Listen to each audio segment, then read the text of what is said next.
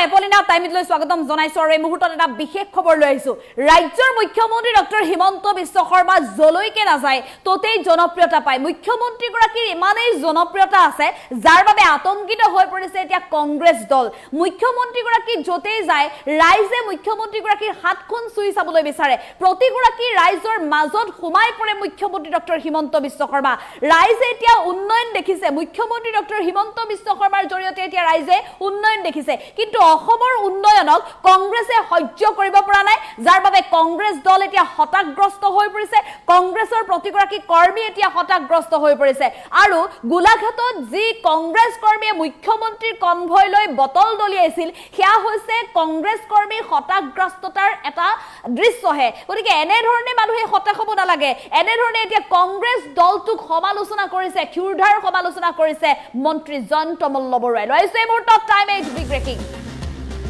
হতাশগ্ৰস্ত হৈ কংগ্ৰেছে বটল দলিয়াইছে হতাশগ্ৰস্ত হৈহে কংগ্ৰেছে এই কাম কৰিছে মন্ত্ৰী জয়ন্ত মল্লবৰুৱাই এবাৰ কংগ্ৰেছক দিছে তুলা ধুনা হতাশগ্ৰস্ততাৰ বহিঃপ্ৰকাশ এনেকৈ নকৰে বুলি কংগ্ৰেছক নীতি শিক্ষা দিছে এতিয়া মন্ত্ৰী জয়ন্ত মল্লবৰুৱাই মুখ্যমন্ত্ৰীৰ হাতখন চুই চাবলৈ ৰাইজে হেতা উপৰা কৰে ৰাইজ ওলাই আহে মুখ্যমন্ত্ৰীক চাবলৈ হিলদল ভাঙি ৰাইজ ওলাই আহে মুখ্যমন্ত্ৰীক চাবলৈ মুখ্যমন্ত্ৰী কৰবাত অনুষ্ঠানলৈ গ'ল বুলি ক'লে হেতা উপৰা হয় ৰাইজৰ কেৱল মাত্ৰ মুখ্যমন্ত্ৰীক লগ পাবলৈ মুখ্যমন্ত্ৰী ডাঙৰীয়াৰ জনপ্ৰিয়তাত আতংকিত হৈ পৰিছে এতিয়া কংগ্ৰেছ দল এনেকুৱা উন্নয়ন পূৰ্বে কেতিয়াও দেখিয়ে পোৱা নাছিল ৰাইজে কংগ্ৰেছ দলেও দেখি পোৱা নাছিল এনেকুৱা উন্নয়ন আৰু এই উন্নয়ন দেখি এতিয়া সহ্য কৰিব পৰা নাই কংগ্ৰেছে যাৰ বাবে হতাশ হৈ পৰিছে নিজে যিটো কাম কৰিব পৰা নাই ভাৰতীয় জনতা পাৰ্টীয়ে কৰি দেখুৱাইছে মুখ্যমন্ত্ৰী ডক্টৰ হিমন্ত বিশ্ব শৰ্মাই কৰি দেখুৱাইছে যাৰ বাবে মুখ্যমন্ত্ৰী ডক্টৰ হিমন্ত বিশ্ব শৰ্মাৰ জনপ্ৰিয়তা বৃদ্ধি পাইছে কিন্তু মুখ্যমন্ত্ৰী ডক্টৰ হিমন্ত বিশ্ব শৰ্মাৰ ৰাজ্যত যি জনপ্ৰিয়তা আছে সেই জনপ্ৰিয়তা এতিয়া কংগ্ৰেছে সহ্য কৰিব পৰা নাই যাৰ বাবে গোলাঘাটত এই ঘটনা সংঘটিত হোৱা বুলি মন্তব্য কৰিছে কংগ্ৰেছ দলটোক এক প্ৰকাৰ নীতি শিক্ষা দিছে হতাশগ্ৰস্ততাৰ বহিঃপ্ৰকাশ এনেধৰণে নেদেখুৱায় বটল দলিয়াই হতাশগ্ৰস্ততাৰ বহিঃপ্ৰকাশ নেদেখুৱায় এনেধৰণে এতিয়া মন্তব্য কৰিছে মন্ত্ৰী জয়ন্ত মল্লবৰুৱাই কংগ্ৰেছক তুলা ধুনা দিছে কংগ্ৰেছক নীতি শিক্ষা দিছে মুখ্যমন্ত্ৰী ডক্টৰ হিমন্ত বিশ্ব শৰ্মা য'তেই ফুৰিবলৈ যায় ত'তেই ৰাইজে হেতা উপৰা কৰে মুখ্যমন্ত্ৰী ডক্টৰ হিমন্ত বিশ্ব শৰ্মাক চাবলৈ ওচৰৰ পৰা সকলোৱে লগ পাব বিচাৰে আৰু মুখ্যমন্ত্ৰীগৰাকীও সমান্তৰালভাৱে প্ৰতিগৰাকী লোককে সাধাৰণ জনতাৰ মাজলৈ সোমাই মুখ্যমন্ত্ৰীগৰাকীয়ে সকলোকে সাক্ষাৎ কৰে সকলোকে লগ কৰে প্ৰতিটো সমস্যা এগৰাকী মহিলাই যদি এটি সন্তানক লৈ আহে সেই স্থানলৈ তেনেহ'লে সেই সমস্যাটো সেই স্থানতে সমাধান কৰিবলৈ মুখ্যমন্ত্ৰীগৰাকীয়ে প্ৰতিশ্ৰুতি দিয়ে কথামতেই কাম কৰে কোনোবাই যদি চৰকাৰী আঁচনিৰ সুবিধা পোৱা নাই মুখ্যমন্ত্ৰীগৰাকীয়ে ফোন নম্বৰ পৰ্যন্ত দি থৈ আহে মুখ্যমন্ত্ৰীগৰাকীয়ে সাধাৰণ প্ৰতিগৰাকী লোকৰ মাজত সহজভাৱে কথা পাতে সহজ হৈ আলোচনা কৰে এগৰাকী মুখ্যমন্ত্ৰী হিচাপে নহয় সাধাৰণ নাগৰিক হৈ তেওঁলোকৰ প্ৰতিটো সমস্যাৰ বুজ লয় গতিকে মুখ্যমন্ত্ৰীগৰাকী এতিয়া ৰাজ্যত ইমানেই জনপ্ৰিয়তা বৃদ্ধি পাইছে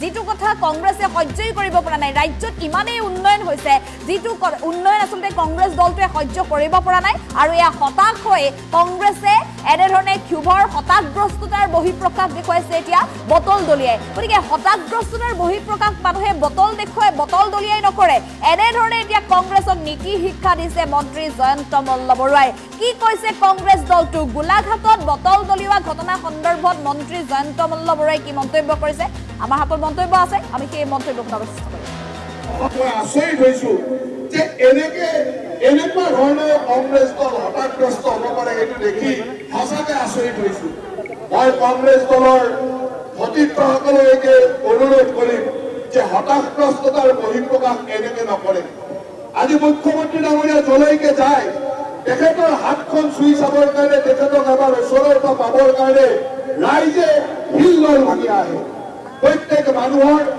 প্ৰতিটো সময়ত দুখৰ সময়ত নিজৰ ল'ৰা ছোৱালীক যেনেকে নিজৰ পৰিয়ালক যেনেকে মৰম কৰে প্ৰতিজন অসমবাসীক সেই ধৰণে মৰম কৰি প্ৰতিটো দুখ দুৰ্দশাৰ লগত তেওঁ থিয় দিয়ে আজি যলৈকে যায় তাত ৰাইজে আশাৰে ৰৈ থাকে কিবা নহয় কিবা তেওঁ সহায় কৰিব আজি তেখেতে নিজৰ নিৰাপত্তাৰ সকলো দিশ চিন্তা নকৰাকৈ সাধাৰণ ৰাইজৰ মাজত ৰাইজক মন কৰিবৰ কাৰণে ৰাইজৰ ওচৰত গৈ থিয় হয় সেই সময়ত কংগ্ৰেছ দলে এনেকুৱা এটা পৰিৱেশ কৰিব খুজিছে যে মুখ্যমন্ত্ৰী ডাঙৰীয়াক আতংকিত কৰিবৰ কাৰণে কৰবাত কিবা অসুবিধাৰ সৃষ্টি কৰিব পাৰে নেকি আজি গোলাঘাটত সেই কাৰ্যসূচীটোৰ আগে আগে যিমানটা কাৰ্যসূচী হৈছে চাৰিওফালে অকল মানুহ কোনো মানুহ বীৰ্তি ভাগ পাবলৈ নাই।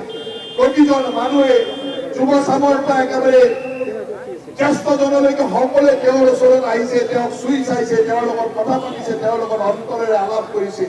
আৰু মুখ্যমন্ত্ৰী ডাঙৰীয়াই প্ৰতিজন মানুহৰ অস্ত দুখ নিৰাময় কৰাৰ চেষ্টা কৰিছে। অসমৰ ইতিহাসত এনেকুৱা ধৰণৰ উন্নয়ন কোনেও দেখা নাছিল। এই মুখ্যমন্ত্ৰী ডাঙৰীয়াৰ নেতৃত্বত যোৱা 4টা বছৰ আজি অসমখন ভাৰতবৰ্ষৰ 5খন শ্ৰেষ্ঠ ৰাজ্যৰ ভিতৰত এখন হ'বলৈ ওলাইছে। সেইধৰণে আজি মুখ্যমন্ত্ৰী ডাঙৰীয়াই কাম কৰিছে। মুখ্যমন্ত্ৰী ডাঙৰীয়াৰ সহযোগী হিচাপে প্ৰতিটো চৰকাৰত থকা প্ৰতিজন ব্যক্তি, দলত থকা প্ৰতিজন ব্যক্তিয়ে দিন ৰাতি একাকাৰ কৰি ৰাইজৰ কাৰণে কাম কৰিবলৈ চেষ্টা কৰিছিল। এই কথাবিলাকে আমাৰ দলটো, আমাৰ মাননীয় মুখ্যমন্ত্ৰী ডাঙৰীয়াৰ জনপ্ৰিয়তাত আজি কংগ্ৰেছ দল আতংকিত হৈছিল। কংগ্ৰেছ দলৰ কোনো জনভিত্তি নাই, ৰাইজৰ ওচৰত তেওঁলোক যাব নোৱাৰে। যোৱা কেইদিনমান আগত ইয়াত পঞ্চায়ত নিৰ্বাচন হৈছিল। কি পৰিৱেশ, ৰাইজৰ মাজত তেওঁলোকৰ কি পৰিৱেশ এই নিৰ্বাচনৰ ফলাফলে কৈছিল। কিন্তু তেখেতসকলে যিহেতু ৰাইজৰ মাজত যাব নোৱাৰে, ৰাইজৰ ওচৰত থিয় হ'ব নোৱাৰে, ৰাইজৰ দুখত সহায় কৰিব নোৱাৰে, এতিয়া মুখ্যমন্ত্ৰী ডাঙৰীয়াক তেওঁলোকে টাৰ্গেট কৰি লৈছে। মুখ্যমন্ত্ৰী এজনৰ গালৈকে বটল নিক্ষেপ কৰাটো কিমান লজ্জাজনক আৰু কিমান ঘৃণনীয় কাম, সেয়া কংগ্ৰেছ দলে বুজি উঠা উচিত।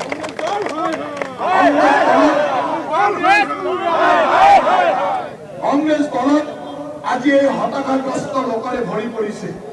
আজি সেইকাৰণে এই কথাবিলাকক লৈ তেওঁলোকৰ কোনো ধৰণৰ অনুশোচনা নাই। মই আশা ৰাখো ভগৱানে কংগ্ৰেছ দলৰ নেতৃবৃন্দৰ লগতে এই সতীৰ্থসকলকো সুমতি দিয়ক যে ৰাজনৈতিক যুদ্ধ ৰাজনৈতিক ক্ষেত্ৰতে যদি কৰিব পাৰে কৰক, আমাৰ ক'বলগীয়া নাই। কিন্তু ৰাজনৈতিক ক্ষেত্ৰতে যুদ্ধ কৰিব নোৱাৰি এই ধৰণৰ এটা অপসংস্কৃতি, যি সংস্কৃতি আজি কাশ্মীৰত দেখা পোৱা যায়, অসমত এই সংস্কৃতি কেতিয়াও নাছিল। মই আচৰিত হৈছো যে এনেকুৱা ধৰণে কংগ্ৰেছ দল হতাশগ্ৰস্ত হ'ব পাৰে, এইটো দেখি সঁচাকে আচৰিত হৈছো। মই কংগ্ৰেছ দলৰ সতীৰ্থসকললৈকে অনুৰোধ কৰিম যে হতাশগ্ৰস্ততাৰ বহিঃপ্ৰকাশ এনেকে নকৰে। আজি মুখ্যমন্ত্ৰী ডাঙৰীয়া যলৈকে যায়, তেখেতৰ হাতখন চুই চাবৰ কাৰণে, তেখেতক এবাৰ ওচৰৰ পৰা পাবৰ কাৰণে ৰাইজে হিল্লোল ভাঙি আহে। প্ৰত্যেক মানুহৰ প্ৰতিটো সময়ত, দুখৰ সময়ত নিজৰ ল'ৰা ছোৱালীক যেনেকে নিজৰ পৰিয়ালক যেনেকে মৰম কৰে, প্ৰতিজন অসমবাসীক সেইধৰণে মৰম কৰি প্ৰতিটো দুখ দুৰ্দশাৰ লগত তেওঁ থিয় দিয়ে। আজি যলৈকে যায় তাত ৰাইজে আশাৰে ৰৈ থাকে, কিবা নহয় কিবা তেওঁ সহায় কৰিব। আজি তেখেতে নিজৰ নিৰাপত্তাৰ সকলো দিশ চিন্তা নকৰাকৈ সাধাৰণ ৰাইজৰ মাজত ৰাইজক লগ কৰিবৰ কাৰণে ৰাইজৰ ওচৰত গৈ থিয় হয়। সেই সময়ত কংগ্ৰেছ দলে এনেকুৱা এটা পৰিৱেশ কৰিব খুজিছে যে মুখ্যমন্ত্ৰী ডাঙৰীয়াক আতংকিত কৰিবৰ কাৰণে কৰবাত কিবা অসুবিধাৰ সৃষ্টি কৰিব পাৰে নেকি। আজি গোলাঘাটত সেই কাৰ্যসূচীটোৰ আগে আগে যিমানটা কাৰ্যসূচী হৈছে চাৰিওফালে অকল মানুহ কোনো মানুহ বীৰ্তি ভাগ পাবলৈ নাই।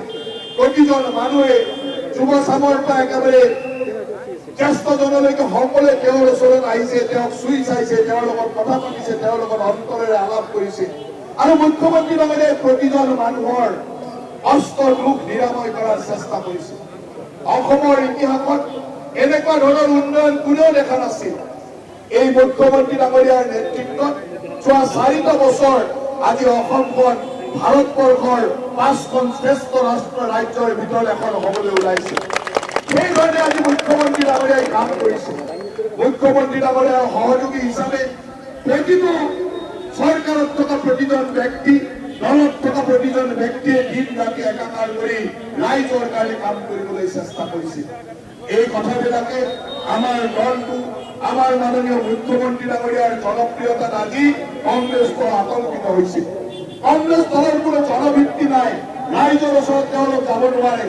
যোৱা কেইদিনমান আগত ইয়াত পঞ্চায়ত নিৰ্বাচন হৈছিল। কি পৰিৱেশ, ৰাইজৰ মাজত তেওঁলোকৰ কি পৰিৱেশ এই নিৰ্বাচনৰ ফলাফলে কৈছিল। কিন্তু তেখেতসকলে যিহেতু ৰাইজৰ মাজত যাব নোৱাৰে, ৰাইজৰ ওচৰত থিয় হ'ব নোৱাৰে, ৰাইজৰ দুখত সহায় কৰিব নোৱাৰে, এতিয়া মুখ্যমন্ত্ৰী ডাঙৰীয়াক তেওঁলোকে টাৰ্গেট কৰি লৈছে। মুখ্যমন্ত্ৰী এজনৰ গালৈকে বটল নিক্ষেপ কৰাটো কিমান লজ্জাজনক আৰু কিমান ঘৃণনীয় কাম সেয়া কংগ্ৰেছ দলে বুজি উঠা উচিত।